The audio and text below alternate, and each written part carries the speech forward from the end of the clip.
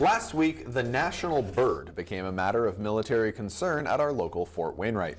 A bald eagle fell to the ground from what witnesses believed to be an aerial fight. Injured and helpless, the eagle was rescued by members of our military community, which then helped it travel 360 miles south, where it now resides in the care of specialists. Adrian Peterson has more on the events that led to the recovery of a fallen national symbol in this week's military report. I just got out of my truck to head to work, and I looked over and saw them. Their talons were locked, they were coming down, and then a big bang. On Monday, April 8th, two bald eagles were locked in combat over Fort Wainwright. The aerial conflict, however, would end when one of the eagles crashed into the parking lot of the exchange on post. As I was walking, I noticed the ravens started going after him, and just going down and banging him on his head with their talons, and that's when I started running. Lawson approached the eagle in an effort to end the infliction and save the downed bird.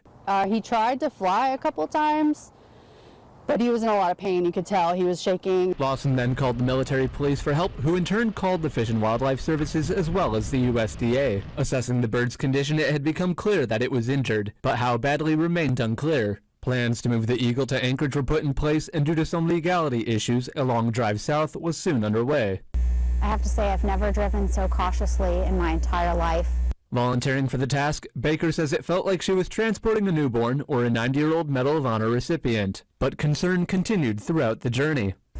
Well, I didn't know how badly the eagle was injured, and it was pretty silent almost the whole way down. I was a little bit concerned. I was wondering if it had died actually in the back seat, and then what do I do? Thankfully, the eagle persevered during the drive, finally reaching the Bird Treatment and Learning Center in Anchorage. What we saw in the initial assessment is still what we know at this time, which is the fractured ulna, some puncture wounds in his feet, and then suspected head trauma. Currently, the eagle is being treated and remains in a rehabilitation enclosure in Anchorage, where it may stay for a few weeks to a few months until it is ready to fly. Whether or not it will return to Fairbanks remains unknown, but it's definitely a possibility. We do prefer to get birds back when possible into the habitat where they came from. While there is a mating pair of bald eagles at Fort Wainwright, there are questions about their potential involvement in the incident. But for the time being, the bird will continue to receive treatment in Anchorage, where it will be free from conflict while it heals. This is Adrian Peterson reporting for News Center Fairbanks. The Military Report is brought to you by veteran-owned Walden Home Group.